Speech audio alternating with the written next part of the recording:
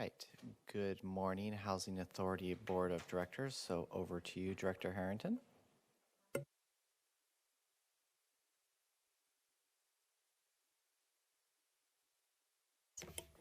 Thank you, Clerk Moss, and welcome everyone to the Washington County Housing Authority Board of Directors meeting.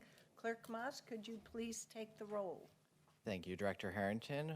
Washington County Board of Commissioners is now meeting as the Housing Authority of Washington County for this Board of Directors meeting, June 20th, 2023. Director Treese. Here. Director Fye. Present. Director Willie. Here. Director Rogers. Here. Director Harrington. Here. We are expecting Director Savara at any time, and Director Roper will be excused. Director Savaro has raised his hand. I believe he's here online. Director Savara, can you hear us?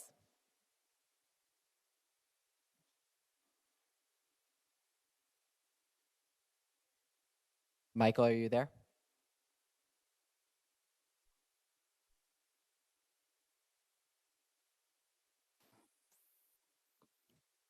Says he's talking. There he is. We can see you.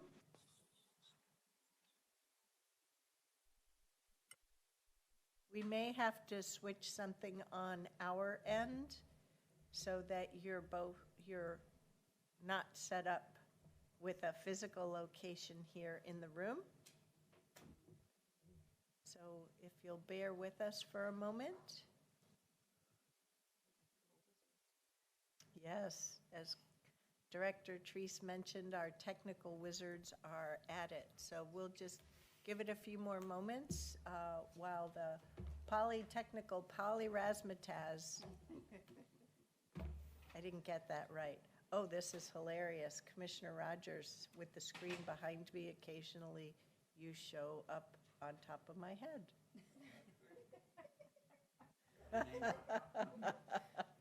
See, yeah, there it is. He's ghosting you. It's a thought bubble. That's so weird. Oh, that is very weird. Sorry. Fun with tech. So we're just getting Director Savaro set up here for our meeting. Yeah. Director Savara, can you just leave the meeting and then rejoin, and that should fix your audio.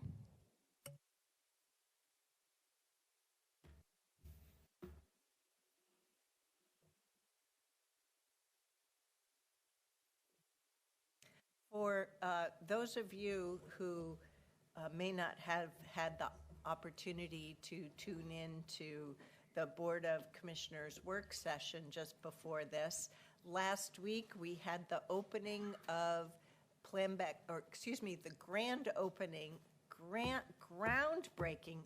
Let me start over. Late last week, we had the groundbreaking of a new affordable housing project, Planbeck Gardens in Tualatin. It will be building 116 new homes. Almost 20% are being built as 3- and 4-bedroom units, which is very exciting. Oh, there we have Director Savaro. Director Savaro, could you test your audio for us, please? He can't hear us. That's not good.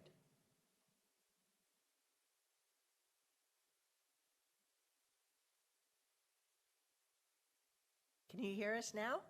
Yes, I can. And we can hear you too. Terrific technology. Sorry about all the tech issues. Good morning. Good morning. Thank you for joining us today. We are just getting started.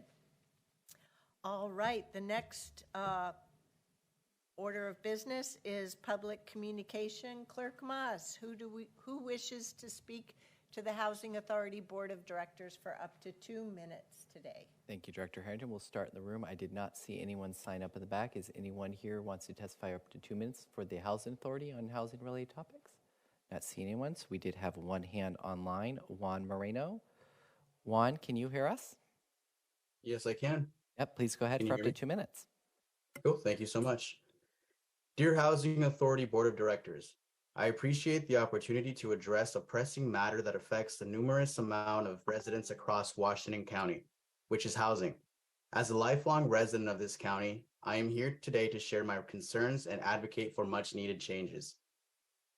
For over 2 decades, my family has rented the same apartment here in Hillsborough, and throughout this time, we have constantly battled with excessive humidity, which has resulted in the persistent growth of black mold in our home. Despite my mother's tireless efforts to eliminate the mold, we found ourselves in a never-ending cycle. Regrettably, these issues extend beyond my family as black mold continues to be a problem that exists in other apartment buildings across the county. Recently, I had the opportunity to speak with tenants in Tigard area who are living through similar experiences who have now been displaced due to building renovations. A community member shared with me that they paid around $1,100 for a 3-bedroom unit and are now paying over $1,900 for a comparable size home. Despite being promised financial assistance, many of them have yet to receive any sort of support even 3 or 4 months after they have been displaced. This just doesn't make any sense to me. When they want to improve their living conditions, community members end up being displaced and with multiple other problems like trying to find similar priced housing or housing that fits within their budgets, false promises of financial assistance, retaliations for speaking out against property management agencies, and much more.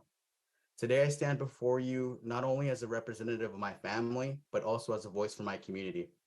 We are tired of receiving empty promises and feel as though our living conditions will never improve. Community members have even told me that it feels like no one cares about what they're going through, and it truly breaks my heart. It is imperative that all housing authorities and organizations in Washington County demonstrate a more resolute commitment to supporting the people in our county. I ask all housing authorities and organizations in Washington County to recognize the urgency of our situation and take concrete steps to address the challenges we face as Washington County residents. I see I'm out of time, and I will leave it at that. Thank you so much for your time. Thank you, Mr. Moreno. Would anyone else like to provide comment for up to 2 minutes to the Housing Authority Board of Directors? Not seeing any additional hands. Director Harrington. Thank you, Clerk Moss. Next, we'll move on to our consent agenda. Today's consent agenda consists of 6 items for the Housing Authority Board of Directors. What are the wishes of the board? Motion to approve. Second. We have a motion and a second to approve today's consent agenda. All those in favor, please vote by raising your hand or saying aye. Thank you, directors. Any opposed? The motion passes 6-0. Next, we'll move on to public hearings. And I would like to invite our staff up to provide a staff report. It is to approve the Housing Authority of Washington County operating budget for this next fiscal year 2023 through 2024. We do have information in our packet today, but as this is significant work, we want to make sure that before we hold the public hearing, that we give our staff the opportunity for a presentation. Welcome. Thank you, Chair Harrington, Commissioners. Our presentation will be largely made by our colleagues over Zoom today, but Liz and I and other staff are available if there's anything needed of us. No worries. Please take it away. Clerk Moss, does he know all of the staff members who should be promoted on Zoom? Yes, Good we morning. have Ling on there to present. Terrific. Thank you. I just wanted to make sure. Good morning, directors. Can you guys hear my voice? Hello? Yes. Hello? Okay, Yes. great. Good morning. Directors, my name is Yaling Huang Dressel, a contractor for the Department of Housing Services, and thank you for reviewing the budget package. This budget was reviewed and recommended by the Housing Advisory Committee on May 25th. I will highlight the fiscal year 2023-24 Housing Authority's operating budget, answer questions while going through the slide deck, and seek your approval to adopt the proposed budget. And I'm sure you can see the screen, correct? With my presentation. Correct. Alrighty. So Housing Authority is a blended component unit of Washington County. Housing Authority contracts Washington County to provide staff resources to operate Housing Authority's programs. Housing Services has about $13.8 million of personnel costs for 106 full-time employees and about $3.9 million of indirect costs included in county budget. $10.4 million or 59% allocated to housing service programs and $7.3 million or 41% allocated to housing authority programs. The allocation is based on direct step costs charged to each program. Housing authority operating budget is not included in county's budget. We will go over total revenues and total expenditures of operating budget, and then we will draw down to housing authority program operating budget by program.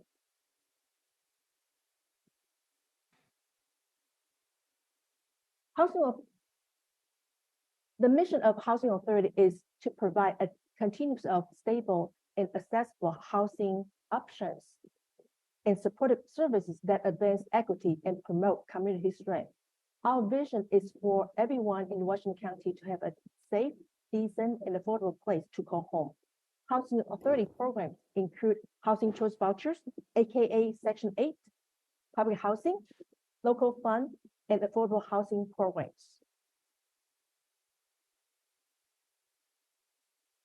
Proposed budget for fiscal year 2023-24 has $56.2 million of revenues and $55.6 million of expenditures, resulting about $500,000 of net income.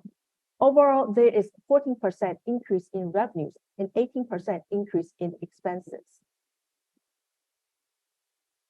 Housing Authority has been heavily relying on federal funding from the Department of Housing and Urban Development, aka HUD. In fiscal year 2023-24, 84% of Housing Authority revenue will come from HUD, which is about 2% more than the current fiscal year. This slide shows the revenues by types. Housing assistance payments is our major revenue source. It's projected to be $41.17 million in fiscal year 2023-24, an increase of $5.66 million from current fiscal year, which is a result of additional housing choice vouchers awarded during COVID pandemic. This slide shows the expenditure by types. Most of Housing Authority's funds are restricted. They must be spent on designated program expenses. For example, revenues from HUD must be spent on HUD programs. Just as housing assistance payments revenue is HAWK's major revenue source, it is also the top expenditures, projected at $42.05 million in fiscal 2023-24, an increase of $6.52 million from current fiscal year. The following slides will draw down two programs. Housing choice vouchers. HUD fundings of the Housing Choice Vouchers program has been slowly catching up with increased rents in Washington County. Blue bars are average funding dollars per unit per month from HUD. Orange bars are average actual unit rent paid by Housing Authority per month. Please note, the calendar year 2023 average HEP unit cost of $1,083 is a projection. The actual cost may be higher depending on the market rent level and client's income level. HUD calculates housing assistance payments renewal funding based on actual expenditures of prior calendar years with HUD determined inflation rate. Average inflation rate has been about 4% in the past 10 years. I would like to point out that calendar year 2016 had inflation rate of 10.10%, and calendar year 2022 had inflation rate of 4.16% due to fair market rate study paid by housing authorities in our region. Currently, calendar year 2023 inflation rate is 7.51%.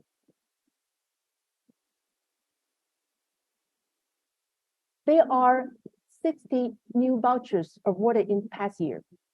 HAWK increased its voucher capacity in 2023, which means we can serve more families going forward. We currently have 3,292 vouchers. However, we are projected to serve 3,032 households in calendar 2023 due to housing assistance payment funding limitation. For the purposes of our audience, could you please define what HAP stands for? It is housing assistance payment, which is a rental subsidy paid by Section 8 programs. Thank you. Right, thank you. In addition to housing assistance payment revenue, housing choice voucher programs receive other funds to cover the cost of operating various programs. Housing choice voucher admin fee is to pay for operations. Admin fee is only earned after our clients move into housing units. FSS, Family Self-Sufficient Coordinators Program, is to assist clients to increase earning potential, which will lower their subsidy need, which means we can assist more households. Next one is public housing. HAWK has 244 public housing units. There are 3 sources of revenue for public housing program, all of which can be used on operations and capital improvement. Currently, the capital fund is reserved for overdue deferred maintenance. The first 2 revenue sources, HUD operating subsidies and capital fund, are based on HUD determined formula. The third revenue source, tenants rent, is calculated based on tenants' income, which is about 30% of their household income. The average monthly rent projected to be paid by the public housing tenants is about $320 per month per household. Next one is local programs, local fund programs. For fiscal year 2023-24, local fund revenues include cash flow distribution from Guatemala Crossing property, which is based on its interest rate of its revenue bonds. Real estate development. Revenue source are development fees and conduit bond issuance fees. Non-federal properties. There are 10 single-family units serving various clients, which are budgeted to break even. Now I'm going to introduce Housing Authority other properties. Haven Terrace. This property has 12 units for senior and disabled individuals. 6 units are subsidized by USDA. This property is projected to have deficit of $24,000. Staff will continue working with USDA to create preservation strategies to preserve the affordable housing and reduce deficit. Cornelius Village Apartments. This property has 14 units. It's projected to break even before depreciation expense. This property is scheduled to be converted to a low-income tax credit properties for long-term affordability. Harwood Commons. This is the first housing authority-owned property to serve the county's most vulnerable individuals. The rental revenue and supportive services are mainly provided by supportive housing services.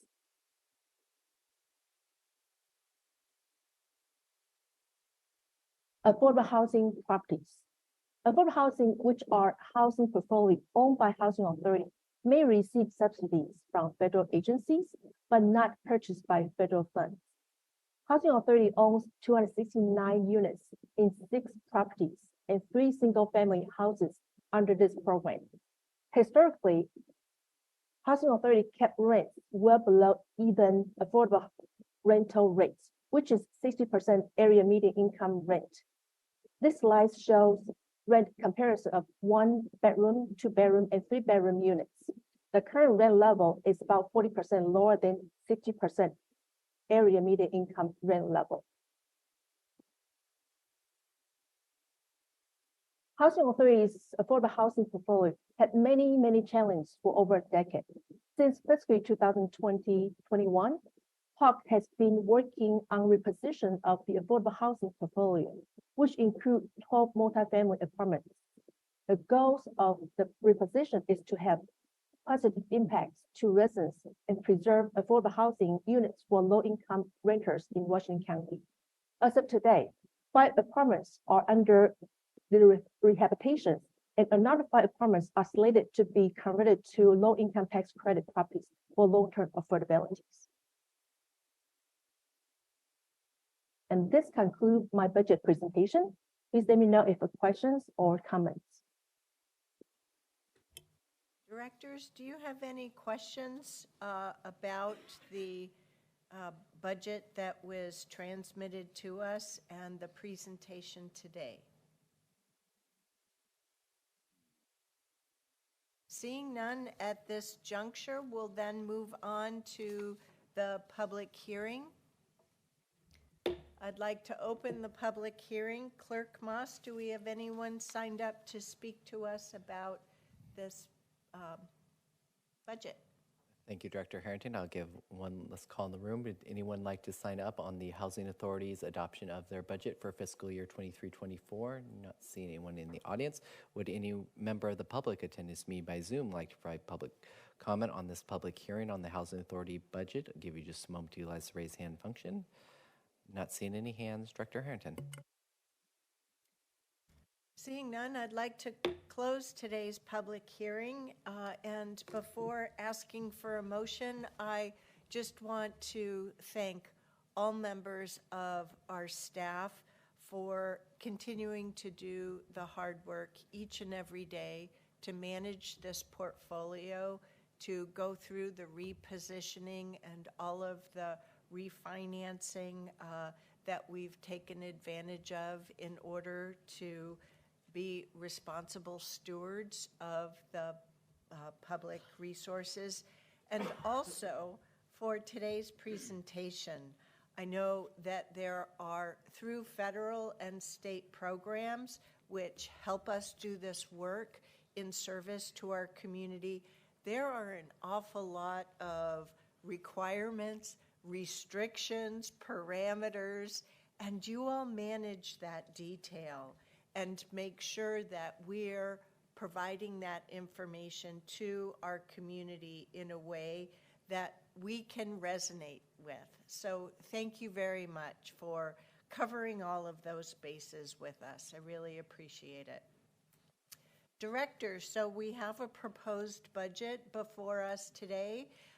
What are the wishes or comments that you may have with regard to this budget?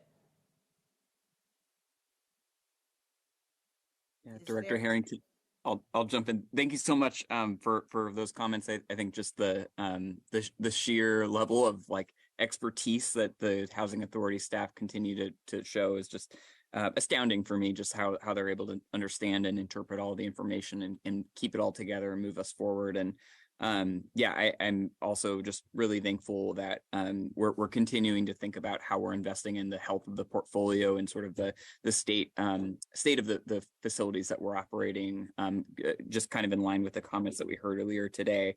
So definitely appreciate the work today, and I motion that we approve the budget for the next fiscal year for the Housing Authority. We have a motion. Do we have a second? I am pleased to second. Thank you. We have a motion and a second to approve the Housing Authority of Washington County operating budget for fiscal year 2023-2024. All those in favor, please vote by raising your hand or saying aye. Thank you, directors. Any opposed? The motion carries unanimously 6-0. Thank you so much, and onward we go together, greeting a new fiscal year. Thank you. Thank you. Thank you, Ling, for the great presentation. Thank you. It's an honor. Onward we go to through our agenda, and we're now at the second public comment period for this meeting. Clerk Moss, do we have anyone who wishes to speak to us for up to 5 minutes a person? Thank you, Director Harrington. I did not see anyone else sneak in the auditorium here. Don't see anyone coming forward. Would any members via Zoom like to provide public comment on any housing-related topic for up to 5 minutes? The Housing Authority Board of Directors give you just a moment to utilize the raise hand function. Not seeing any hands, Madam Chair. Thank you, Clerk Moss. Next, we move on to board announcements. Do any of the Board of Directors members have any announcements for today's meeting? Chair Harrington. I do have one for the benefit of Director Savara. I do want, and Michael, if you can come up to the mic. Director Savara, I had the opportunity to introduce our interim housing director to the Board of Commissioners earlier this morning, but for the benefit of your introduction, Michael Bonacore will be serving during this transitionary time until we hire a permanent director. Michael has over 30 years of experience in public and nonprofit sectors, including 20 years at Home Forward, the housing authority for Multnomah County. There he held a variety of positions, including policy director for the Moving to Work program, deputy executive director, and 7 years as executive director. So just wanted to take this opportunity to introduce him to the full board of directors for the housing authority. And thank you for being here, Michael. Absolutely. Director Savara, it's a pleasure to meet you. I was able to introduce myself to the rest of the board earlier this morning. But as I said to them, it's an honor to join such a really talented team here and to have had a few days to get a bit oriented to the breadth and depth of work in front of us. And I'm excited to dig in, and I'm excited to know that by all accounts, there's a really strong pool of candidates to replace Comey, which is no small feat, but this is a great opportunity for a talented director to come in and carry on really important work. So again, glad to be here. Thanks to you and the rest of the board for your commitment to this work. Thank you so much. Yeah, your reputation precedes you for sure. So I appreciate the opportunity to work with you in the future, and really excited about the opportunity to try and fill some really big shoes in the next few months with the candidate pool. So I'm happy to support that in any way I can. Sorry I couldn't be there in person too today. So appreciate the grace there, but really excited for you, and let me know if there's anything I can do to support. Thank you so much. Thank you. Are there any other announcements? No? Seeing none, that brings us to the end of the Housing Authority of Washington County meeting. Do we have a motion to adjourn today's meeting? So moved. And Director Savaro, might you second that? Second, Thank you. yeah. All those in favor, please vote by raising your hand or saying aye. Thank you, directors. Any opposed? The motion carries unanimously 6-0. Thank you. And we'll give it a few minutes, and then we'll reconvene as the Washington County Board of Commissioners. So Clerk Moss, you'll let us know.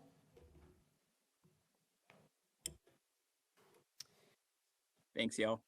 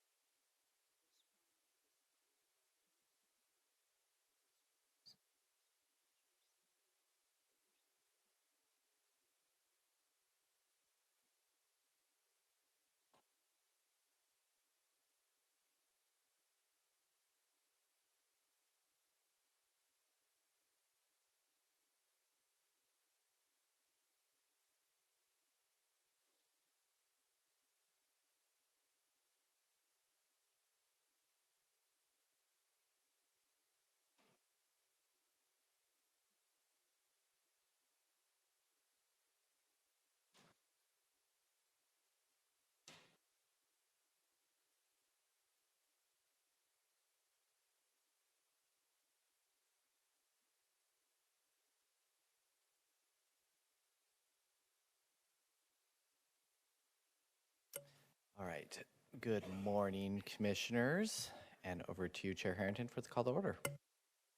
Thank you, Clerk Moss. And towards the end of the prior meeting, there was a community member that raised their hand. But it was after we'd already moved past public comment.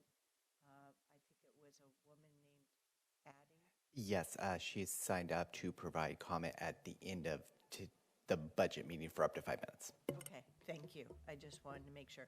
Okay. Welcome, everyone, to the Washington County Board of Commissioners meeting for Tuesday, June 20th, 2023. Clerk Moss, could you do us the honors, please? Certainly, Chair Harrington. The Washington County Commissioners also meeting as the Board of Directors for Clean Water Services and all other county service districts is meeting this regular session, June 20th, 2023. Commissioner Treese. Here. Commissioner Fye. Present. Commissioner Willie. Here. Vice Chair Rogers. Here. Chair Harrington. Here.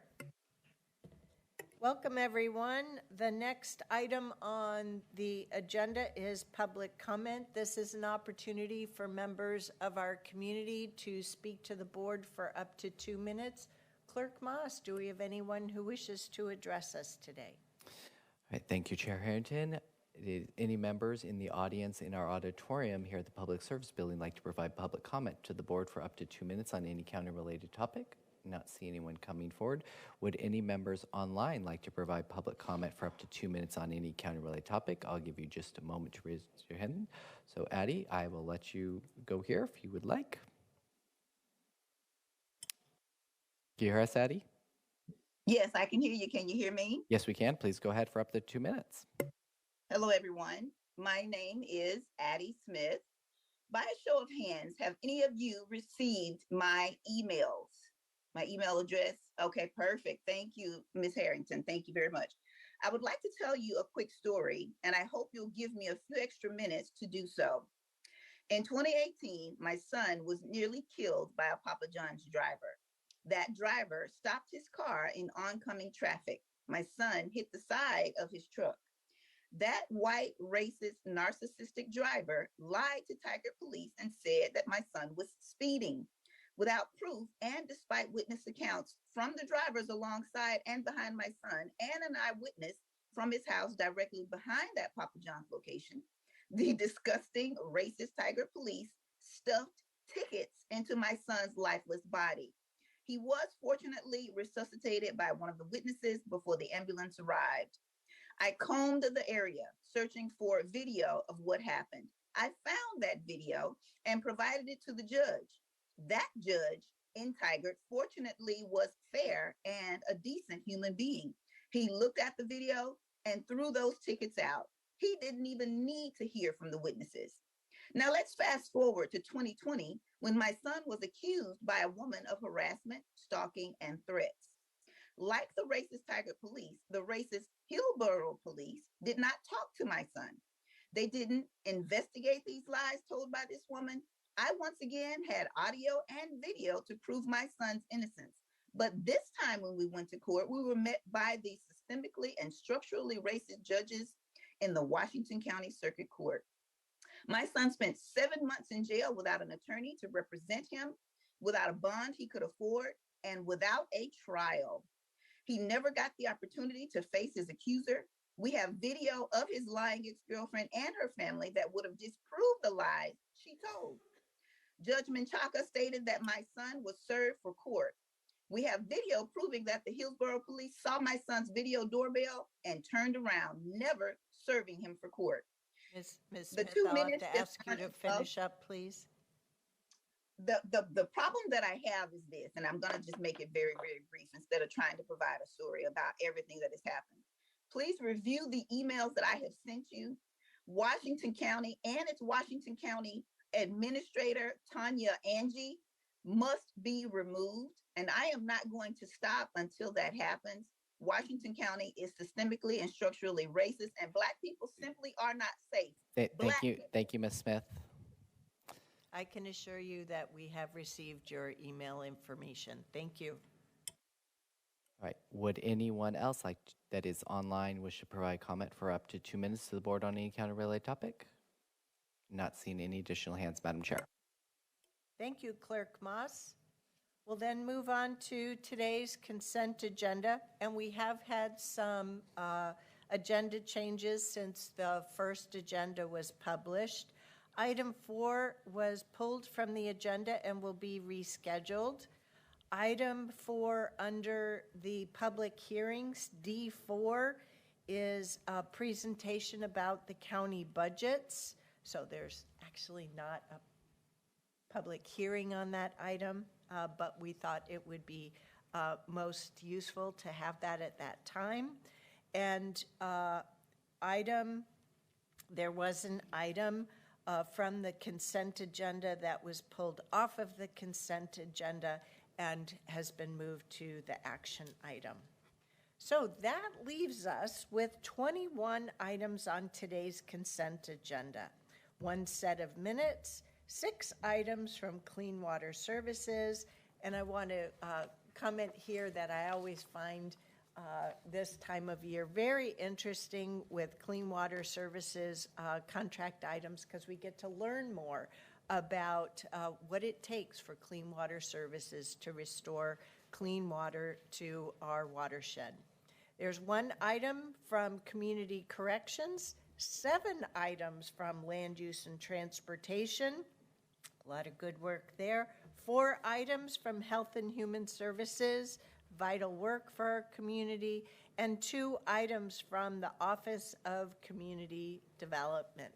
What are the wishes of the commission regarding today's consent agenda? Move for approval of the consent as you have modified it. Second.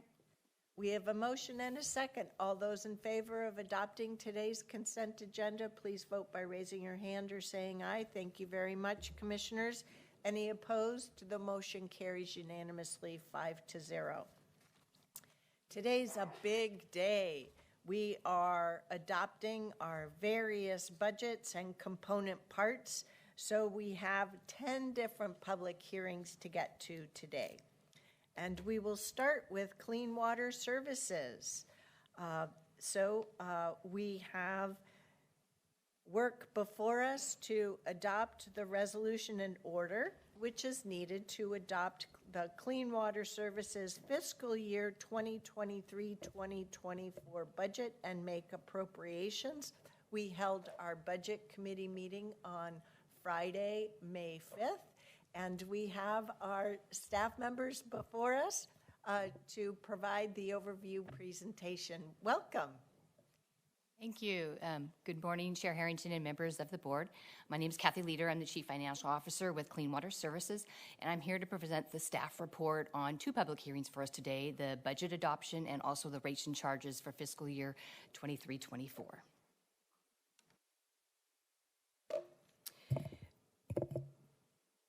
The 23-24 budget sets the new baseline for Clean Water Services to meet service levels. The district is experiencing these key business environment drivers resulting in increased costs, including increased competition for talent, materials and equipment supply chain challenges, higher construction costs due to labor and materials constraints, and inflationary pressures on chemicals, utilities, and other materials. The district's budget is also impacted by regulatory compliance drivers. The Oregon Department of Environmental Quality issued Clean Water Services a new National Pollutant Discharge Elimination System permit effective January 1st of 2023. This permit requires increased monitoring and compliance standards. This includes increased compliance standards on our air admissions, which will impact the ability to operate Rock Creek's cogeneration equipment. Meeting these standards will also impact chemical and energy costs. The impact of temperature changes and climate change also require additional district resources to continue to meet compliance standards. The district's budget also reflects the impact of people strategy drivers. The district is implementing a people strategy. The goal is to stay competitive in the market to recruit, retain, and develop talent and build resilient, robust workforce, and includes modified pay structure to keep pace with the market, reinvesting in travel and training, and planning for a retirement peak. The budget also includes key investments in human resources and culture, equity, and learning departments in direct support of staff recruitment, development, and retention. These drivers are reflected in the priorities set by the district when developing this budget, and include investing in talented people, managing inflation, pricing, regulatory, and economic factors, implementing planned, sequenced, and strategic delivery of capital investments, increasing capability to respond to industrial economic development in the region, and promoting equity, diversity, and inclusion in our organization. Right, this slide is showing you the 24 budget, current revenues and expenditures. Service charges on the left are the revenue side. Service charges are the single largest revenue source for the district, budgeted at $177.2 million for fiscal year 24. The second largest revenue source is system development charges, budgeted at $27.6 million. These fees are assessed on new customers connecting to the system to share in the costs related to existing and new system capacity and performance improvements. These revenues are dedicated to capital projects. Other revenue sources include investment income budgeted at $6.6 million, Build America bond subsidies budgeted at $1.2 million, and miscellaneous fees of $5.8 million. These fees include various fees, grant revenue, and contributions from developers for construction projects. The fiscal year 2024 budget also includes a potential $50 million debt issuance to allow for the generational share in capital investments. The district is well leveraged to issue future debt if needed. On the right side, you see current expenditures. The departmental operating expenditures include personal services at $74.8 million and material and services at $42.2 million. Planned capital investments total $86.8 million.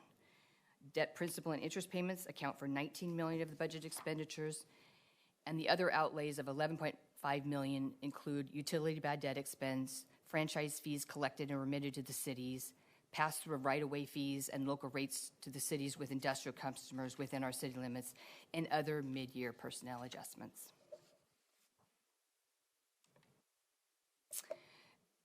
This slide provides a visual of the current sources and uses of budgeted operating funds for fiscal year 24. The district is using $218.4 million in budgeted current operating revenues, which will be used to fund $128.5 million in operating costs, including labor and material and services, $86.8 million in capital investments, and $19 million in debt service principal and interest payments.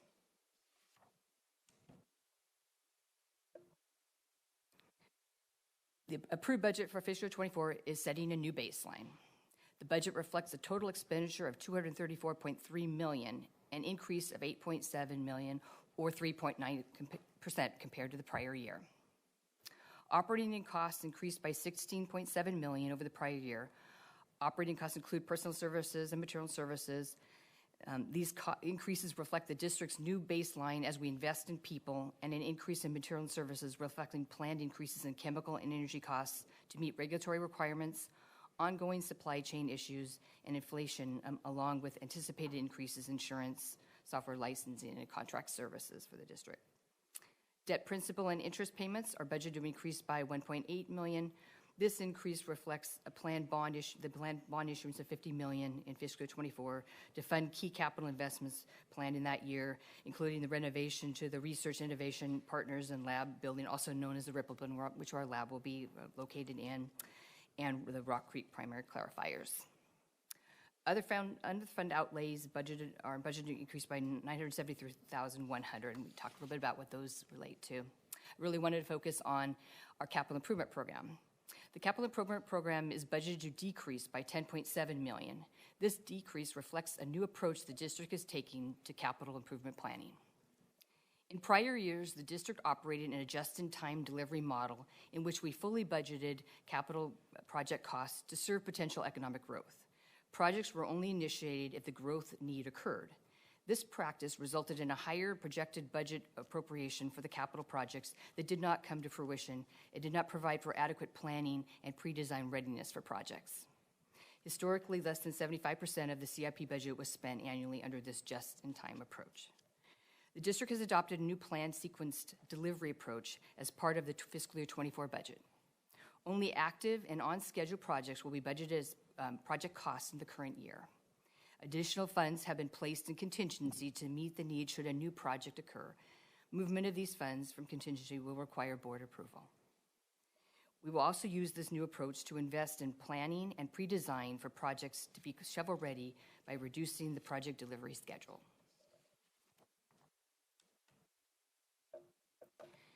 The fiscal year 24 budget includes a 4% increase in the regional sanitary sewer and surface water management rates billed to all customers in our service area. and a 4% increase to the local sanitary sewer and surface water management rates for urban unincorporated areas and direct service cities for the district. These increases will add an estimated $2.44 per month to the typical residential customer bill. Proposed rate increases are planned to meet inflationary and water quality needs. The goal is to not spike rates over time. The district plans for routine, predictable rate increases. For the system development charges, we are proposing to increase these rates based on the published Engineering News Record Construction Cost Index as of March 2023, which was at 3% this year. The sanitary sewer system development charges will increase by $199 to $6,824 per equivalent dwelling unit. The stormwater management system development charges will increase by $19 to $606 per equivalent service unit.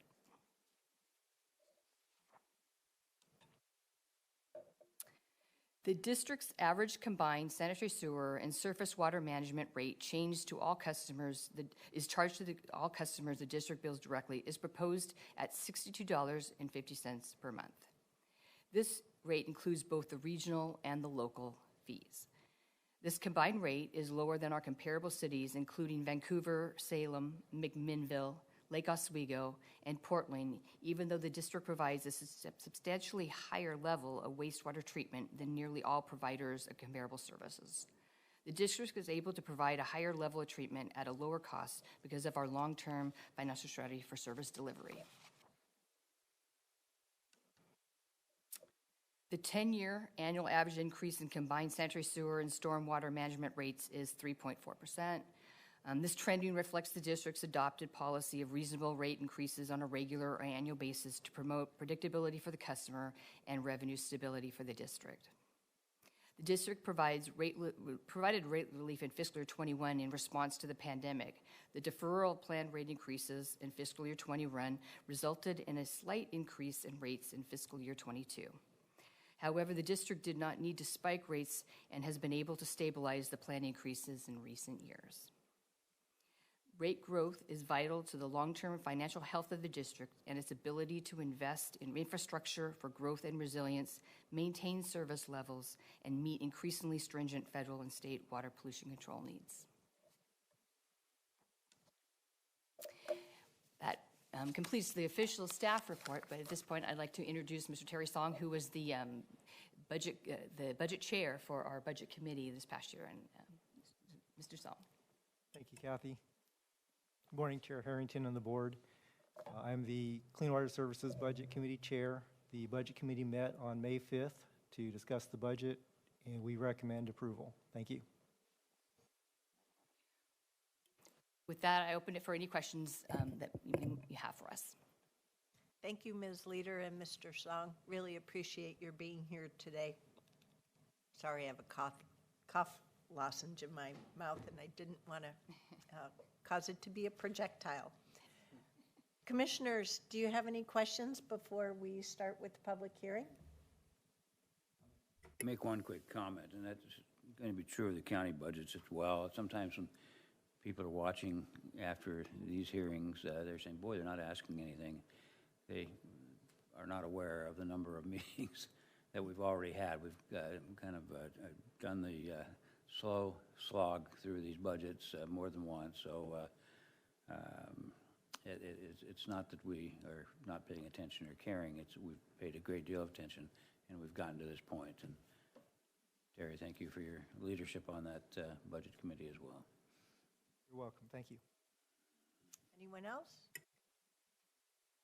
I'll just add, I want to thank all members of the Clean Water Advisory Committee and that subset of those members, such as Mr. Song, who step forward and are appointed to join the Clean Water Services Board of Directors as the Budget Committee. We have great information from our staff. We have a lot of back and forth, asking questions to make sure that we have a sound proposed budget moving forward. Which brings us to today. With all of that, I would now like to open the public hearing. Clerk Moss, do we have anyone who wishes to speak to this proposed budget and for Clean Water Services? Thank you, Director Harrington. I did not see any members of the audience come in to sign up to testify on this. Did I miss anyone in the auditorium here that wishes to testify on the Clean Water Services budget item number 1 here? Okay, not seeing one. Would anyone online like to provide public service on the clean water budget presentation as you've heard today? I'll give you just a moment to utilize the raise hand function. Not seeing any hands, Director Harrington. Seeing none, I'd like to close today's public hearing and ask the commission if we have a motion to approve the resolution and order adopting the fiscal year 2023-2024 budget in the sum of $814,365,300 and make appropriations as detailed in Exhibit A of the resolution and order. I am pleased to make that motion. Thank you, Chair. Second. We have a motion and a second. All those in favor, please vote by raising your hand or saying aye. Thank you, Commissioners. Any opposed? The motion carries 5-0. And next on the related matter, we have the rates and charges to deal with. Ms. Leader made the general presentation on those, so I don't think we have anything. Do we have more slides to go through? No, you are correct. Thank you. Okay. So at this juncture, Clerk Moss, I'd like to open a public hearing. Thank you, Director Harrington. Would any members in the auditorium like to provide public comment on the CWS rates and charges public hearing as you've heard the presentation? Not seeing anyone in the auditorium. Would any members of the public online via Zoom like to provide public hearing testimony on this item? Give you just a moment to utilize raise hand function. Not seeing any hands, Director Harrington. All right. With that, I'd like to close the public hearing and ask for a motion to adopt the resolution and order with administrative provisions and fee changes effective July 1, 2023. Second. We have a motion and a second. All those in favor, please vote by raising your hand or saying aye. Thank you, directors. Any opposed? The motion carries unanimously 5-0. And thus, we have the new Clean Water Services adopted budget and fees for this next fiscal year. And next, we're going to move over to Washington County. And before we move on to the next fiscal year, we're going to entertain some changes for this current fiscal year. And joining us is Greg Munn, the Treasurer and Chief Financial Officer for Washington County. And we have a proposal before us to adopt a supplemental budget for this current fiscal year of 2022-2023. And as I know Mr. Munn will be presenting on several more items, I would invite him to get comfortable. You might have to move your mic in order to make the multiple presentations for us today. Welcome, sir. Thank you, Chair Harrington and Board of Commissioners. For the record, my name is Greg Munn. I'm serving as the county's treasurer and CFO. So this first item before you today is for your consideration is a supplemental budget adjustment to this current fiscal year 22-23's budget. The purpose of this request at this time of the fiscal year is to identify any expenses that weren't known at budget adoption or during the fiscal year at a previous supplemental opportunity. It's also to provide an explanation of the change, including the source of funding, and seek the board's approval to increase appropriation levels. So in the packet today, there are 7 items that are requested for a supplemental adjustment. 3 of those are funded from contingency. That's existing budget appropriations. We're just requesting to move the appropriations from contingency to an expenditure item. And funded from contingency to reflect prior year budget expenditures that weren't made at the time or post-budget adoption contract price increases. The following appropriation increase requests for the other 4 items reflect either new revenue or an increase in revenue to the county since the budget was originally adopted. That concludes my comments. Are there any questions? Directors, do you have, or commissioners, do you have any questions?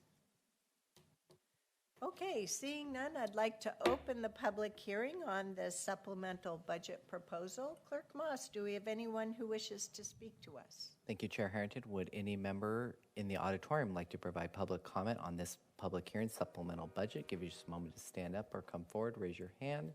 Not seeing anyone there. Any members online, would you like to provide public comment on the supplemental budget public hearing item? Give you just a moment to utilize the raise hand function. Not seeing any hands. Chair Harrington. Thank you, Clerk Moss. And with that, I will close today's public hearing. Do we have a motion to approve the resolution in order to adopt the supplemental budget for the current fiscal year FY 22-23? So moved. Second. We have a motion and a second. All those in favor, please vote by raising your hand or saying aye. Thank you. Any opposed? The motion carries unanimously 5-0, and even the passing train approves. Next, we're going to move on to the large and thorough Washington County budget for this upcoming fiscal year. And for this, we have a presentation from County Administrator Tanya Angie. Thank you, Chair Harrington and Board of Commissioners. Mr. Munn, if you could help me advance the slides with the clicker to your side. Thank you. Chair, as you indicated, today is really the culmination of many hours of reviewing from your board, questions, curiosity, inquiry from you and also your fellow members of the Budget Committee. So today we will recap the process so far. I will give a brief recap of my budget message. We will review the amendments in the approved budgets and then walk through a series of public hearings. Next slide. So the process to date, proposed budgets were submitted to your budget committees on April 27th. Then it was off to the races of budget review by the budget committee, which culminated in the action of the budgets approved by the budget committees on May 31st and June 1st. Between May 31st and June 1st, there were several hours that your board and the committee spent hearing presentations across the Washington County budgets, asking questions, and brings us at the point today of consideration of adoption of the budget. Throughout that process, there were opportunities for public comment and input. Next slide. Thank you. So now I will give a brief budget message recap. And note, and I'll mention this in the next slide, that the full budget message can be found on our Washington County website. The forces of change in our emerging post-pandemic world are being clearly felt by our organization, partners, and community. Although we in the public sector are making progress at reducing public health risk, narrowing disparities in our economy, and supporting community vitality, we're also experiencing the strain of our limited financial capacity and physical infrastructure when it comes to serving ongoing community need. This proposed budget for Washington County reflects that tension and comes at a transition point in our organization. We're transitioning from an over-reliance on one-time revenue, but our constraint model for a more stable funding is leading us to reductions, both immediate and long-term.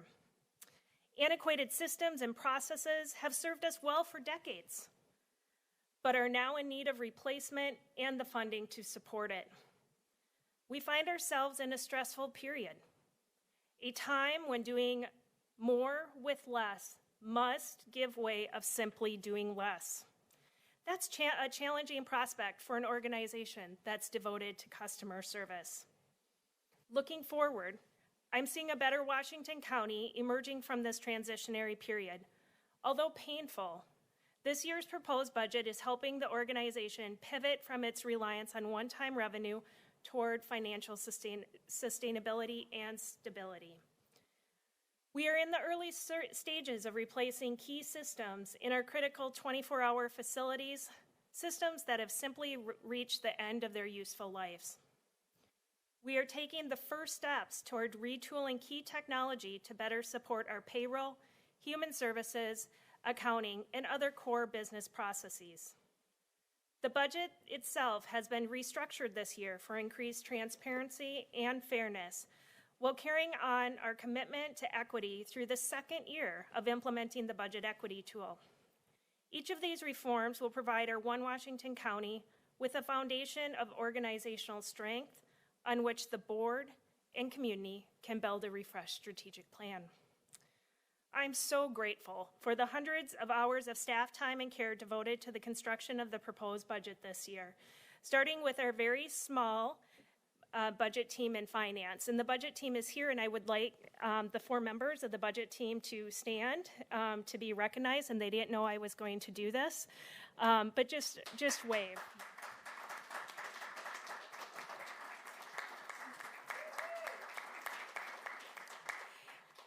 This is our central finance budget team, and we have hundreds of hours throughout this organization of staff involved in this process. Each step of the process involves some element of challenge.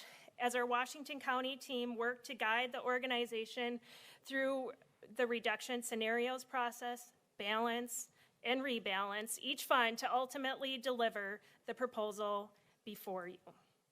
Our departments and offices are similarly heroic throughout the process, making difficult decisions in collaboration with the One Washington County team of assistant county administrators, all while supporting the principle that we are one Washington County organization serving the same community. Our communications team and community engagement program also rose to the occasion to support your board's outreach through town hall events, as well as multiple information sessions with our employees, city and special district colleagues, and community-based organizations that we partner with each and every day. And finally, I want to thank you, our Board of Commissioners, for your guidance and your leadership through this challenging and yet exciting and promising budget year. And that concludes my budget recap. Next slide. Next slide. This full summary of this budget message can be found on our Washington County website, where I transmitted the budget message to you on May 8th. This further goes into an overview of our financial challenges, your board's budget principles, and priorities. This presentation can be accessed through the YouTube link that is shown on this page. In addition, for those that would like to dive deeper into our budget, the budget message can be found starting on page 7 of the budget document. Next slide. Due to time and the sheer nature of vast service areas within the Washington County budget, we will not be spending the time reviewing each budget today, but that budget information can be found on our website via county budgets and then through various drop-down menus. I do want to highlight that through your board and budget committee's deliberation, there were several questions that were raised. There's a multiple page FAQ that we made available to the budget committee, and additionally published those comments or the questions and answers on our webpage to continue our commitment to open and transparent government. Next slide. And with this, I would like to turn it over to CFO Greg Munn to review the amendments in the proposed budget. Thank you. Before I review this slide, I want to just give you an overview. And Tanya and I did not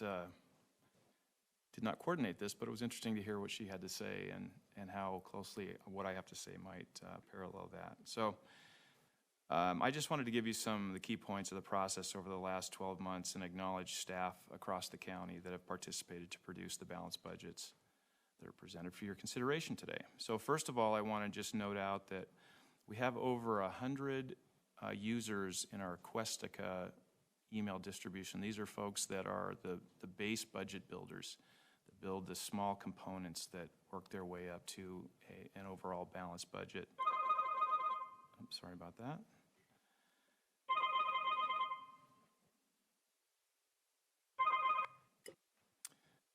Okay. And they've worked diligently to assemble the components and building blocks of the budgets amongst a series of changes, including the movement of internal service functions out of the general fund to improve transparency and fully cost out our internal service costs, all while working with a set of new faces in our finance department who you've got a chance to meet, including me. And kudos just to that group for hanging in there and helping us improve the county's long-term fiscal planning process. Second, I want to thank our department heads, elected officials, and other county leadership team for engaging in the budgetary process transition, and particularly the development of our 4, 7, and 10 reduction scenarios. I vividly recall the first meeting to discuss the general fund budget forecast with the leadership team in November at the sheriff's office, and was impressed with the collective lean-in, problem-solving attitude that began at the meeting and continued through the remainder of the process. Thank you to our county staff and community members who attended one of our informational budget meetings, either in person or virtually. Your interest in the process and questions have helped us become better budget planners. Big shout out to the communication and admin teams. I know, I now have a visual I will refer to in the future when the term all hands on deck is used. Specifically, that's Philip, Julie, Kevin, Brenda, Tricia, and Amanda. Thank you especially for the outstanding communication work and successfully pulling together the budget committee meetings, even with many last-minute changes. Shout out to Tom Carr and the legal staff, making sure that our language is correct in our resolution and orders, keeping us on track there. Thank you to the executive leadership team, including Tanya, the ACAs, Aaron, Marnie, David, and Rachel, and Latricia, and Philip, who have been meeting weekly since last July as the budget executive leadership team, the acronym known as BELT. You can take that from there. To begin the work of implementing budget redesign while at the same time balancing the FY24 proposed budget. And Board and Chair Harrington, thank you for providing the strategic leadership and direction while patiently considering our process changes and recommendations and long-term financial forecast, all while doing the day-to-day work to produce the budgets. Thank you. At last, and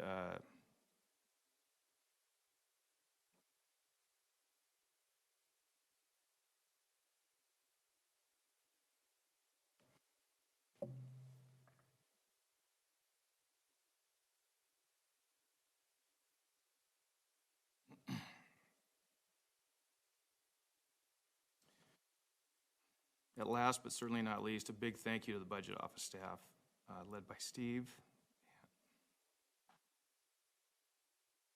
Christine, Ting Ting, and Chris Weber. I've said this before, but you've succeeded in what could have been considered a perfect storm. The loss of 2 long-term seasoned finance budget staff with a combined over 50 years of experience. Reduced budget staffing for the bulk of the budget process from 5 to 3, and then in the midst of all that, the changes with our implementation of our budget reductions and implementation of decision packages. Kudos to you all. This was a big lift, and I feel inadequate even saying kudos to a job well done, but job well done. So looking forward to next year, or finishing this year, and a few next steps to complete the FY24 budget after today. The final steps in the FY24 budget process is to certify the levy and file the budget document. The levy is certified by submitting what's known as an LB 50 form and a copy of the budget resolution and ordinance with our county assessor by July 15th. The budget document is filed with the county clerk by September 30th. Our adopted budget, the FY24 adopted budget document, will be available online by July 15th. The current fiscal year, as you all know, closes July 30th, and our new fiscal year begins July 1st. And then just the last step is moving into the new fiscal year. We will continue to work on our budget process improvements as we move forward. That concludes my comments. Well, and I would like to add thank you and congratulations to you, Mr. Munn. You have just recently passed your first annual anniversary here on Team Washington County. I am sure that the journey that we've had together in your very first year is somewhat different than you expected when you joined us last June. We're grateful for your willingness to learn, embrace all of the challenges that face us, and to help us operate as one Washington County, day in and day out in service to our community, and to make sure that we have a more solid foundation for the years ahead. So we will continue to learn together, to face whatever realities are before us together, and to embark on our future together. So thank you to you as well. Thank you. Before we move forward, as mentioned, when we went through the budget committee process, both for Washington County as well as for the Enhanced Sheriff Patrol District, we have some amendments as enumerated on the slide being projected behind my head and before us on the screen.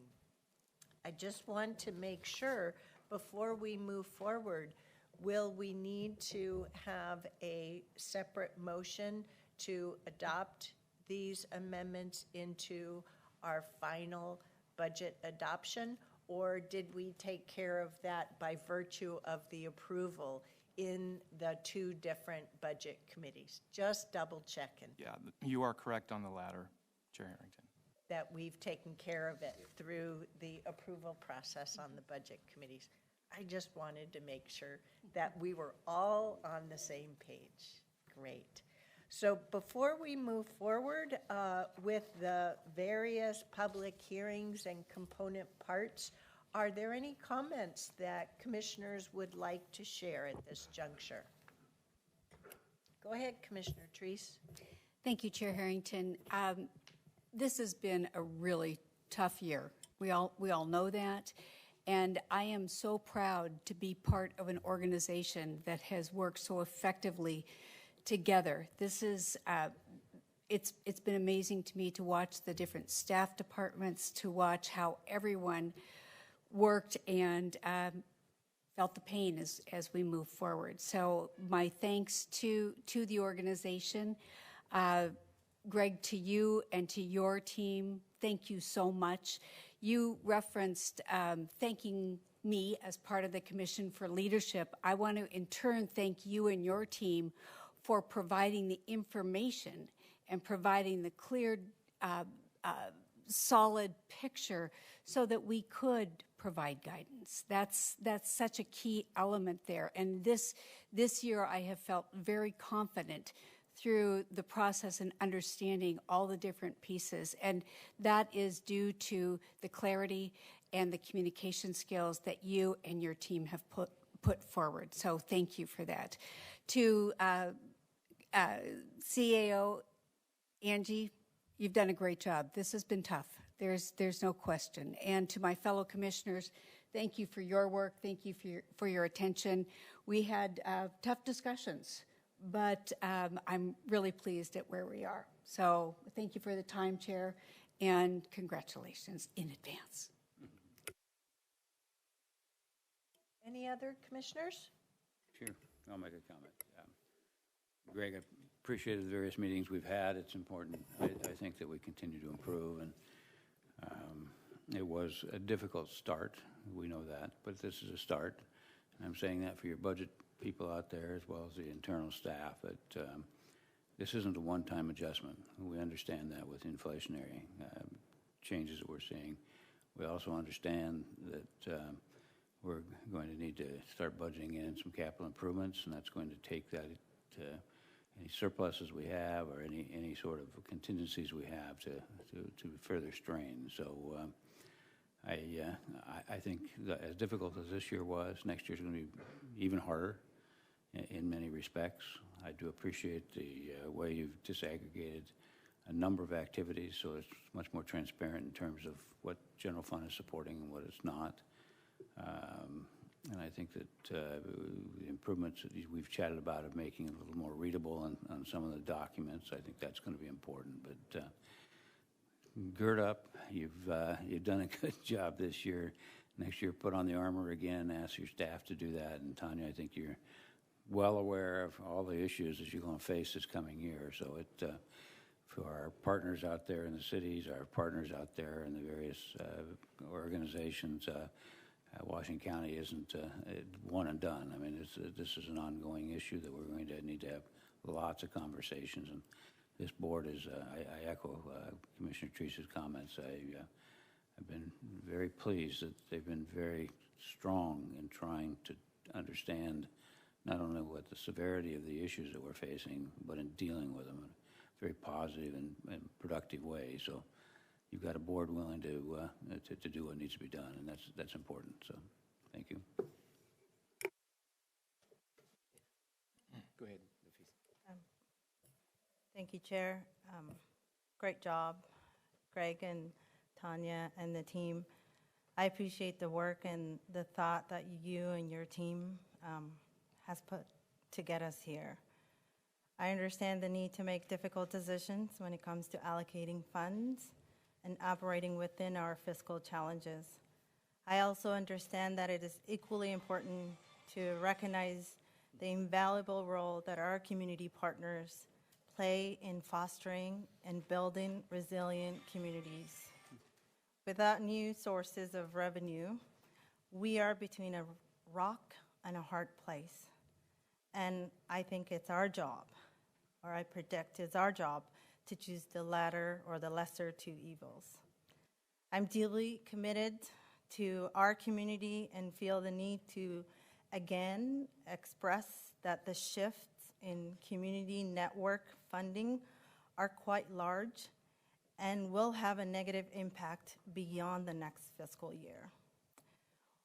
We heard loud and clear during the Tranche 2 ARPA allocation that needs still exist and that marginalized communities are continuing to struggle to recover from the pandemic. These networks have been vital partners, especially in supporting community and building trust during the pandemic. The disinvesting in these networks will risk leaving marginalized communities disconnected from key resources, opportunities, and undermine the trust that has been built over the last 3 years. The county has put forward a balanced budget in the face of some very real challenges for the second year in a row. As we've heard and has been eloquently described, this budget process or this budgeting has been an equal opportunity for disappointment across the board. I truly hope we can continue to innovate and find additional ways to support and work hand in hand with our partners to achieve sustainable, community-driven solutions. Thank you. I commend your team's work. The four of you that stood behind right there, thank you for your great work. We appreciate you. The community appreciates you, and it's been a real pleasure to be with this journey with you, Greg, this year.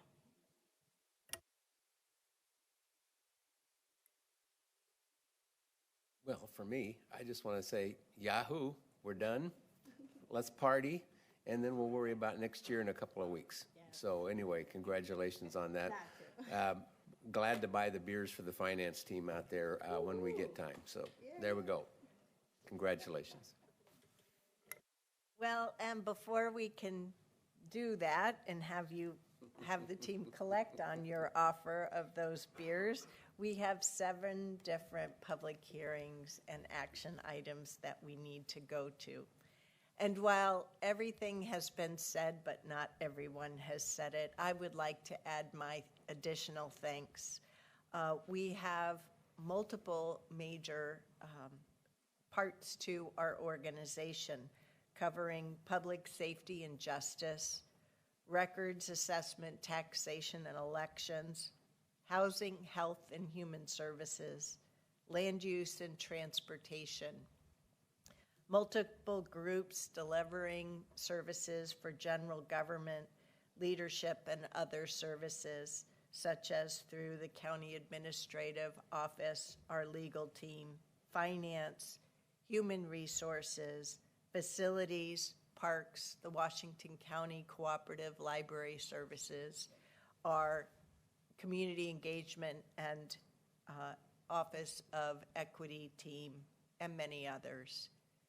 We have over 2,500 employees here at Washington County and a collective budget of over $1.7 billion. I want to thank each and every one of these public service servants for the work that you do day in and day out to make Washington County a marvelous place for everyone to have the opportunity to thrive. And with that, we will move forward then with our various public hearings so that we can adopt the various pieces that make up the complete Washington County fiscal year budget for the next fiscal year, 2023-2024. And that brings us to item D5. Excuse me. And this is an item to approve a resolution and order to adopt the fiscal year 2023-2024 North Bethany County Service District for Roads budget and to make appropriations and levy taxes. At this juncture, I would like to open a public hearing on this item. Clerk Moss, I'm going to thank you in advance for making sure that I get through all 7 public hearings and processes according to needs and requirements. Well, thank you, Chair Harrington. Would any members in the auditorium like to provide public comment on the North Bethany County Service District for Roads public hearing for this portion? I'll give you up to 2 minutes. Not seeing anyone raise hands or come forward or get my attention. Would any members online wish to provide that? We have one, Addie Smith. Addie, can you hear us? This is North Bethany Service District for Roads. So those are comments. So please go ahead for up to 2 minutes. I don't have a comment particularly, but I will say that they do need to be striped in North Bethany. But I want to say, when do I get to speak on the budget for the county? Because if I miss that, I would like to be able to provide a response to County Administrator Angie's budget for the county. Yes, Ms. Smith, that is public hearing number 9. So that one is coming up shortly for you, and then I'll call on you on that time. Okay, and so it's, in terms of the roads, the striping is not being done on some of the roads in Bethany and North Bethany, and there needs to be striping because the parking is horrible and the striping is non-existent completely, and cars are parked on each side of the road, and it's just difficult to navigate if you drive down in that area. So more striping is definitely needed in terms of the roads. That's all I have to say about that. All right. Thank you, Ms. Smith. Would any other members online wish to provide public comment on the North Bethany County Service District for Roads public hearing? Not seeing any additional hands, Chair Harrington. And with that, I'll close the public hearing. Do we have a motion to adopt the resolution and order to approve this budget, make appropriations, and levy taxes? So moved. Second. We have a motion and a second. All those in favor, please vote by raising your hand or saying aye. Thank you, Commissioners. Any opposed? The motion carries unanimously 5-0. Next, we'll move on to item 6. This is to consider a resolution in order to adopt the fiscal year 2023-2024 Urban Road Maintenance District budget, make appropriations, and levy taxes. I would like to open a public hearing. Clerk Moss. Thank you, Chair Harrington. Would any member in the auditorium like to provide public comment on the Urban Road Maintenance District public hearing? Not seeing anyone coming forward. Would any members viewing this meeting via Zoom like to provide public comment on this public hearing on UMRD Service District? Give you just a moment to utilize raise hand function. Not seeing any hands, Madam Chair. And with that, I will close today's public hearing and ask for a motion to adopt resolution and order to approve the budget, make appropriations, and levy taxes. So moved. We have a motion and a second. All those in favor, please vote by raising your hand or saying aye. Thank you, Commissioners. Any opposed? The motion carries unanimously 5-0. Next, we'll move on to item 7, to consider approving the resolution in order to adopt fiscal year 2023-2024 Enhanced Sheriff Patrol District budget, make appropriations, and levy taxes. Clerk Moss, I'd like to open a public hearing. Thank you, Madam Chair. Would any member in the auditorium like to provide public comment on this public hearing on the Enhanced Sheriff Patrol District? Give you just a moment to raise your hand or come forward.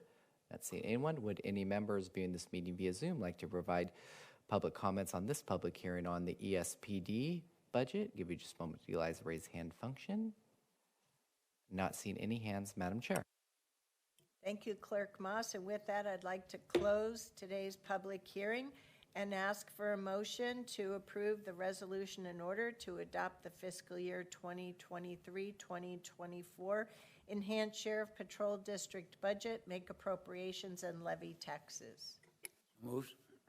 Second. We have a motion and a second. All those in favor, please vote by raising your hand or saying aye. Thank you, Commissioners. Any opposed? The motion carries unanimously 5-0. Next, we're going to move on to item 8. This is to consider a resolution and order to adopt the fiscal year 23-24 Service District for Lighting Number 1 budget and make appropriations. With that, I'd like to open the public hearing. Clerk Moss. Thank you, Chair Harrington. Would any member in the auditorium like to provide public comment on the Service District for Lighting budget? Give you just a moment to raise your hand or stand up. Not seeing any in the room. Would any members online like to provide public hearing on the Service District for Lighting budget? Give you just a moment to utilize the raise hand function.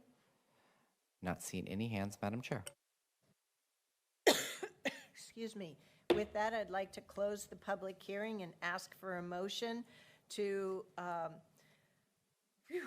approve the resolution in order to approve the budget and adopt the budget and make appropriations. So moved. Second. We have a motion and a second. All those in favor, please vote by raising your hand or saying aye. Thank you, Commissioners. Any opposed? The motion passes unanimously 5-0. Next, the big kahuna, the big Washington County budget. Next, we're going to consider approving a resolution in order to adopt the fiscal year 2023-2024 Washington County budget, make appropriations, and approve positions and levy tax. With that, I'd like to open a public hearing. Clerk Moss. Thank you, Chair Harrington. And Ms. Smith, this is where you'd like to testify. So you are unmuted, so please go ahead for up to 2 minutes. Thank you, Clerk Moss. Hello again. I am concerned about Miss Angie's ability to lead and believe that the Washington County Community Corrections Department must be closed and defunded and its staff terminated. The budget for the Washington County Community Corrections should be used towards more meaningful rehabilitation for all individuals housed there and not just the white individuals housed there. What is happening now is that Black individuals are not provided counseling, access to resource room, mental health care, or any other kind of rehabilitation.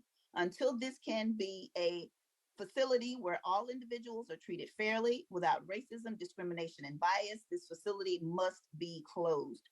Center Manager Barrios and her staff, Supervisor Jim Brown, Counselor Meredith Pomeroy, Charlie Wallace, Molly Rogers, and Matt Burgess, have violated the civil rights of Black individuals housed at the CCC. They are racist and have discriminated against the Black individuals housed there. Black individuals are not provided access to go to work, to be released on ankle monitor, to keep living their lives, keep their homes, pay their bills, and take care of their families. They are referred to, the Black individuals housed there, as boy by people like Matt Burgess, and statements are made like, "You're so dark, I didn't see you with the lights off." Saying things like, "Stand up, walk out, come back, sit down, stand up, walk up, come back, sit down, and be quiet," are directives that are only applied to the Black individuals housed at the CCC. Black individuals are not allowed to express emotion, have or show feelings, access therapy, counseling, or any sort of rehabilitation. White individuals are asked if they are okay, how can they be helped, what's wrong, and more problem-solving techniques. Additionally, the classifications department and the sheriff's office must be defunded. The determination of house arrest, ankle monitor, time of release must go back to the court and the judge. Right. Thank you for your time. Thank you, Ms. Smith. Would any other members of the public like to provide public comment on this public hearing on adopting the Maine County budget? Give you just a moment to utilize raise hand function. Not seeing any additional hands, Chair Harrington. And there was no one in the room as well. Thank you, Clerk Moss. And with that, I'll close today's public hearing and ask for a motion to approve the budget for Washington County for fiscal year 2023-2024 and make appropriations, approve positions, and levy taxes. So moved. Second. We have a motion and a second. All those in favor, please vote by raising your hand or saying aye. Thank you, commissioners. Any opposed? The motion carries unanimously 5-0. Yes, big occasion. We do have one more detail to get to, and this is to approve the resolution and order to adopt the fiscal year 2023-2024 Washington County fee schedule. And we have a whole range of fees that help our team deliver the service and, reflect cost recovery needs and make sure that we are in compliance with Oregon statutes, administrative rules, our own Washington County code, and are comparable with market rates here in our region. At this juncture, I'd like to turn it over to Mr. Munn and budget analyst Chris Weber. Welcome. Thank you, Chair Harrington, Board of Commissioners. Again, for the record, my name is Greg Munn. I'm joined by Chris Weber. We're both housed in the Finance Department. And so today's agenda is request board approval of the FY24 fee schedule. These would be the fees that would go into effect starting July 1st through June 30th of 2024. In terms of background, staff reviewed the proposed fee schedule at the May 23rd work session, and two changes have been made to that rate schedule since we met on that date. The first was an adjustment to the fee schedule for Westside Commons. As you know, Westside Commons operates as an enterprise fund generating revenue through the use of the facility to cover the costs of the facility. The use rates in the current fiscal year 23 fee schedule are not generating enough revenue to fully cover costs. The intent of the original proposed FY24 fee schedule that we shared with you in May was to move the operation closer to full cost recovery. The county is currently engaged with a consultant to provide a business and operations review of that facility. The consultant will make recommendations for alternatives and or adjustments to the existing business and operating plan, which will include rates and fees for the board to consider. As a result, the FY24 fee adjustment has been modified down to an 8% increase, which reflects typical inflationary cost impacts. That's the first change. The second adjustment is in the Building Services Master Electrical Permit Program. The application fee was previously set at $150, but has been reduced to $100 to not exceed the limit imposed by Oregon administrative rules. And that concludes my comments. Any questions? Commissioners, do you have any questions on these modifications? Okay, well, with that then, we're not required to have a public hearing on this resolution and order, or are we? Yes, we are. It just doesn't say it on the topic sheet, which is why I was double checking. So at this juncture, I would like to open a public hearing. Clerk Moss, do we have anyone who wishes to speak to us on this matter? Thank you, Chair Harrington. Would any members in the auditorium will by public comment on adoption of the county fee schedule? Give you just a moment, raise hand. Not seeing anyone in the room. Would any members online viewing this meeting online via Zoom like to provide public comment on the adoption of the fee schedule? Give you just a moment to utilize the raise hand function. Not seeing any hands, Madam Chair. And with that, I'd like to close this public hearing and ask for a motion to adopt the fiscal year 2023-2024 Washington County fee schedule. Second. We have a motion and a second. All those in favor, please vote by raising your hand or saying aye. Thank you, commissioners. Any opposed? The motion carries unanimously 5-0. Now, full congratulations to our team. Thank you. And we have one more action item for today's meeting, and this is related to Washington County's Metzger Park. So I'd like to... Madam Chair, one more public hearing on Service District for lighting. My mistake. For the Service District for Lighting number 1, to approve changes, establish new maximum annual assessments and levy assessments for fiscal year 23-24. And for this, we have a brief presentation. Please take it away. Thank you, Madam Chair. I'm Stephen Roberts, Director of Land Use and Transportation. With me is Stacia Sheeler. She's our SDL Administrator. And I'll emphasize the word brief here. We do have a very quick presentation, and this is really to document that there are some assessment areas that have exceeded their maximums, and we need board authorization to increase those and to then levy those new assessments. Good morning, Chair Harrington and Commissioners. I am Stacia Sheeler, the Service District for Lighting Coordinator, as Stephen mentioned. Real quick here on this second slide, what we have historically the maximum assessment amounts were set randomly. Therefore, we have several older assessment areas that need to have maximum assessment rates updated to the current process. You may recall we've done this the last couple of years with these older ones.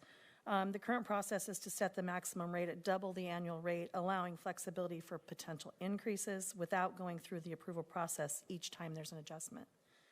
These assessment areas are the few exceeding the maximum, and all other assessment areas were previously approved by your board on May 16th of this year.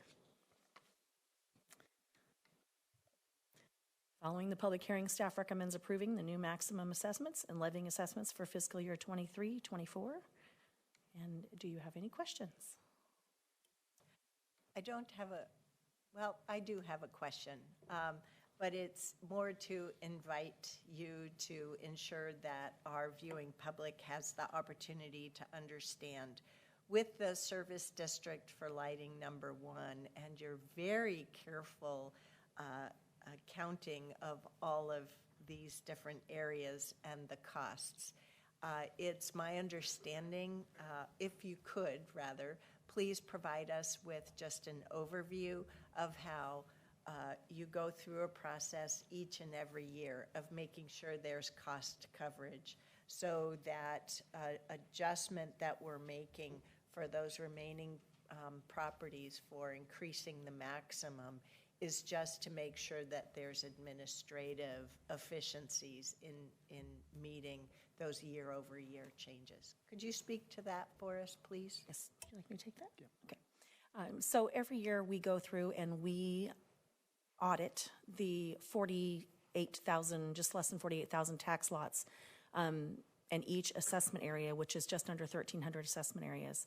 And we make sure that we are only charging what we need to meet our revenue targets in order to fund the actual program. Anything exceeding that, we just, decrease. Anything exceeding, we increase. So we try to stay within that balance and keep a contingency fund that will cover the 4.5 months of time that we wait for taxes to be paid, and that we can recover those 4.5 months of utility costs on those lights. But we only charge what we need to cover utility costs, energy and maintenance, and administrative cost of this program. Thank you for your excellence. And with that, I would like to open a public hearing. Clerk Moss. Thank you, Chair Harrington. Would any members in the auditorium would to provide public comment on this SDL assessment areas as you've heard the presentation? Not seeing anyone in the room. Would any member of online like to provide public comment for up to 2 minutes on this assessment presentation as you have heard it today? Give you just a moment till I utilize the raise hand function. Not seeing any hands, Madam Chair. Thank you, Clerk Moss. I would like to close today's public hearing, and with that, entertain a motion to approve the resolution and order for the Service District for Lighting Number 1 service area, approve changes, establish new maximum annual assessments and levy assessments for fiscal year 23-24. So moved. Second. There's a motion and a second. All those in favor, please vote by raising your hand or saying aye. Thank you, commissioners. Any opposed? The motion carries unanimously 5-0. Phew. Thank you, Chair. Okay. See, I knew there was a reason why I was thanking you in advance, Clerk Moss, for making sure I got through that long set. Now we're moving on to the Metzger Park, and we'd like to recognize Mr. Schweitzer as well as Ms. Courtney Duke Dreesen. See, I knew I'd get it wrong. I'm sorry. Thank you very much for being here today. Good morning, Commissioners. Good morning, Chair Harrington. My name is Carl Schweitzer. I'm your Washington County Parks Manager. Oh, and for the record, I'm Courtney Duke Dreesen, Deputy County Counsel. And we are here to speak with you today about Metzger Park and the Metzger Park Local Improvement District. Next slide, please. Success.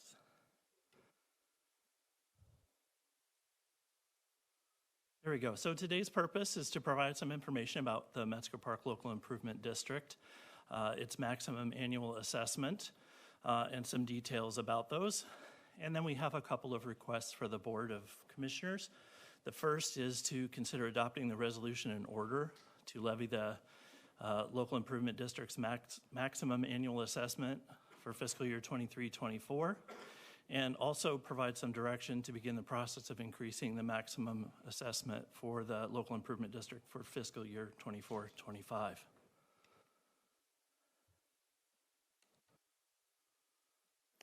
So before we talk about that, just a little background information on Metzger Park. Metzger Park is a 7-acre neighborhood park in eastern Washington County. You can see that represented by the red star there.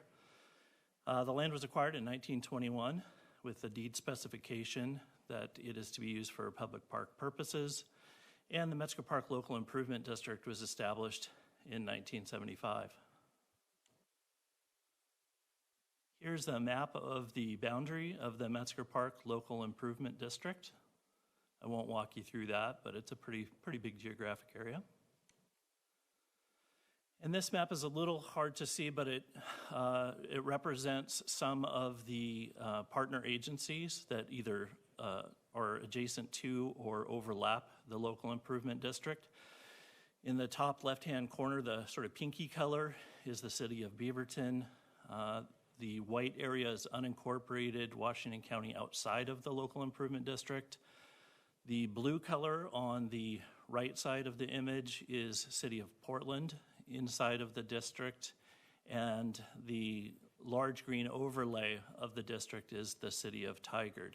Everything in the center there in orange is unincorporated Washington County outside of a city jurisdiction. I believe Commissioner Rogers has a question on the map. Thank you. So all of the area, and you kind of squared it off here. It's a little irregular, but in reality, all of that area to the north, that north quadrant is in the city of Beaverton? The white area is unincorporated county, not in the city. Whatever you called that kinky color. Oh, yes, that is city of Beaverton. And that correct. city of Beaverton, those properties are paying into the LID? There are a couple of properties. I don't know the exact number off the top of my head, but there are a few. And then the darker green and the lighter green, those are... City of Tigard. And they're paying into the LID? Correct. With the base layer of the local improvement district underneath, then where the green is overlaid, it's kind of a lime green color. That's where the city of Tigard overlaps the local improvement district boundary, and those people do pay into the lid. And the blue area, city of Portland, I suspect they're paying into the LID as well? Correct. Okay, and then one other question that I have, and then maybe I'll go back to it, but you said it was deeded to the public in 1921. I'd love to see who's on that deed. Whose property is it? It is owned by Washington County. So if there were no LID, if it went away tomorrow, Washington County would have to maintain it or do something with it. Yes, if the local improvement district did not exist, it would, because it's county-owned property that was specifically deeded for public park purposes, the county would have to find some way to operate that, even if the lid didn't exist. Thank you.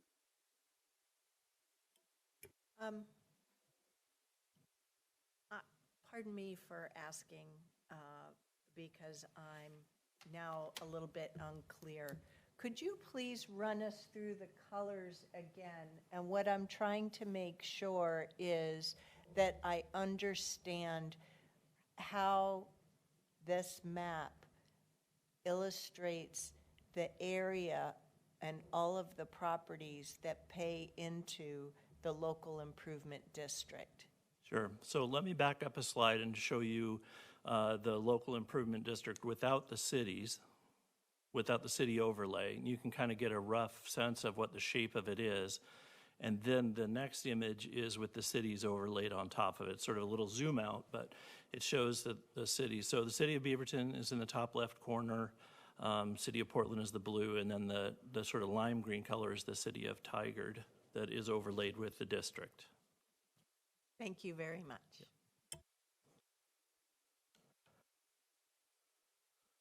Okay, so the purpose of the local improvement district, the board annually adopts the budget for Metzger Park to operate, maintain, and improve the park. And this has included a general fund contribution as well as the annual assessment. The assessment is, the Board of Commissioners adopts a budgeted and levies the assessment annually, and public hearings are required only when the assessment increases the maximum annual assessment. When it remains the same between fiscal years, a public hearing is not necessary. The maximum annual assessment has been raised, has been incorporated or raised a few times over the years. First, it was established in '75. It was raised in 1996, again in 2002, and then most recently in 2019. The current maximum annual assessment is just under $160,000, apportioned to nearly 3,000 properties. And those properties largely consist of residential properties and commercial properties, including part of Washington Square Mall. And the general fund currently contributes to the Metzger Park budget. It had historically provided for some staffing and to offset the cost of the centralized county services. Oh, and before I move on, I'd be remiss if I didn't point out some nice pictures of the park there. There's the new basketball court that we have opened a couple of years ago, and a nice picture of the park. So looking ahead, a reduction in general fund contribution to Metzger Park budget is necessary to stabilize broader county budget. And in order to have sufficient funding to operate Metzger Park, without that, the necessary course of action would be to increase the maximum annual assessment. The staff recommendation then would be to assess at the current maximum annual assessment this coming fiscal year, and then that would provide staff the opportunity to work over the course of the next year to work with the community and partnering agencies to be prepared to raise the maximum assessment for fiscal year 24-25. A little more information about the assessment. So about 60% of the assessment is paid for by residential property owners. About 40% is from commercial property owners. And of that 40%, 84% are paid for by the largest commercial properties.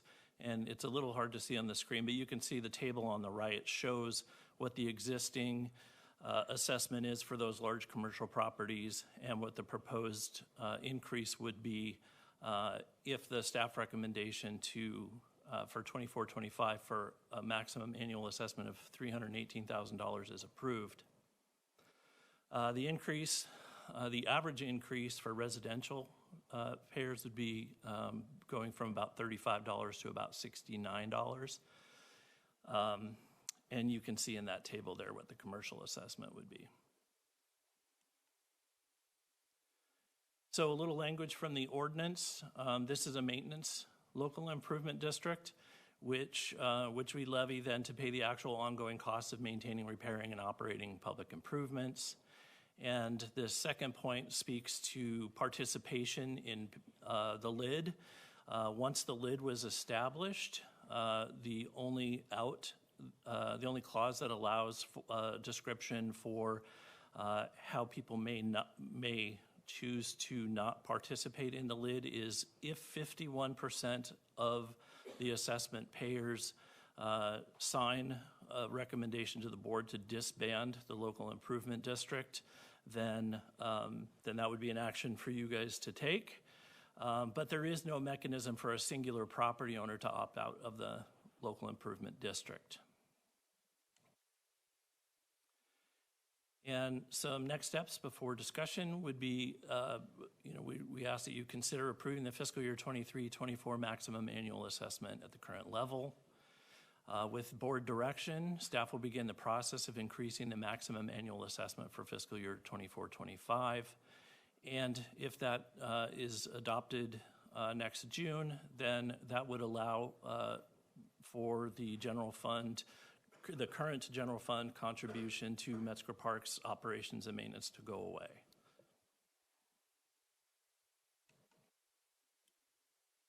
And now is a good time for questions. And I'll start us off. I really want to compliment you first in putting together this set of information. It really does help me quite a bit. I learned a lot in the 2019 presentation, and this really does carry me forward. Thank you very much. And you and your team can be proud of the work that you've been doing to improve and maintain this park, and to also work with the advisory committee for Metzger Park. I just have a couple of questions, and they do not have to be answered today, but I would not be surprised if you have the answers. So, and I'm sorry, I blacked out and can't remember my password, so I can't flip between the slides that are on my computer. So pardon me for using my hands and not remembering all the information. So the map really set me straight, or the multiple maps that you have. And you did a very nice job of explaining the current LID property set and the current assessment, the proposed maximum assessment out through to next year. First question, do we set the total maximum assessment ourselves, or is there a cap on that per any particular ORS or statute that sets that specific capped amount? There may be a methodology. I'm assuming there's a methodology for how we have to go about calculating it. I'm just trying to get confirmation that we have full control over what the detailed amount is. I'll ask Courtney to address the second part of that question, but the first part of the question is we determine the need ourselves based on the cost of the work and the staff and all of the Parameters. costs that go into running a park. And so we developed that ourselves. And to my knowledge, there is no maximum amount by ordinance that we could set that at. Is that true? That's correct, Chair Harrington. The ordinance allows us to collect our actual costs. And there's a longer definition of that, but. Yep, and you make sure we do it right. Thank you. Then, as the two key principles for this, I know you do that. Then also, I'm sensitive, I appreciate how you enumerated approximately the residential and the commercial, and I think it was 12 different commercial properties that contribute. Of that 12, how many of those reside within the city of Tigard? Do you know? And I don't know off the top of my head, but I can get that information. okay, so for the benefit of everyone's understanding, the reason that I'm asking is because since the city of Tigard, through their budget and property taxes, includes the budget for maintaining their parks within their budget, for those properties that are both in the Metzger Park Local Improvement District and the city of Tigard, those properties are paying into two different methodologies for parks. And so I'm trying to be prepared for the potential that all of those properties would want to come out of the LID, so that I have, before we have to go through our final decision-making next year, as you've correctly outlined, thank you for all that clarity, that I have that. So I'll just leave that there as an additional question so that I have a better feel for that potential maximum extent. So, okay. That is it for me. Similarly with City of Beaverton or City of Portland type of property. So that's all the questions I have today. Commissioner Rogers. Yeah, thank you. And those are good questions. I think there's more than 10 businesses. In fact, I know there's a lot more properties. You were only trying to depict the largest 10, not all of them, right? Correct. Okay. Courtney, I put you on the spot because Carl's not an attorney. I understand that, nor am I. But a couple of remarks that are made. He said something about people couldn't just withdraw. The chair said, well, what if they do? It's a little different annexation law than I'm used to. If you annex into a city or become a part of a city, you generally shed all of the other outside, the county-wide service districts and that, unless it's an overlay over the entire county. So I'm a little confused as to why, we'll pick on Washington Square. They're the biggest party here. Couldn't they at any time withdraw, just say, I want to withdraw? Thank you for the question, Commissioner Rogers. No, based on our ordinance, the time to remove yourself or object to inclusion in the district happened in the 70s, 1975. What the ordinance does allow for is to object to the maximum annual assessment or the assessment. And in that case, while we haven't been faced with that possibility yet, in that scenario, really what staff would bring to your board for consideration was perhaps a different assessment allocation. The general process for LIDs is that the specially benefited properties are assessed, and there's a number of ways you can do that based on their benefit. In this case, it's based on the comparative value of each, the assessed value of each property. So theoretically, your board could consider a different sort of assessment allocation. I think theoretically as well, your board could change the boundaries of the LID, but that's a separate process than objecting to the assessment. Each property has one vote, whether you're a single-family residence or whether you're Washington Square, you still have a vote, right? Well, the ordinance for the the formation is up to you all. You all have formed the district, so you can. I was 75 before any of us were here, but yeah. But the part of the code that Carl put in the presentation about asking the board to revoke the maximum assessment, it's 51%, I think, of the ratepayers and 51% of the total area have to request that of you. So it's pretty high. Yeah, most of them are residents, and they're not going to do it as long as they have that. Yeah.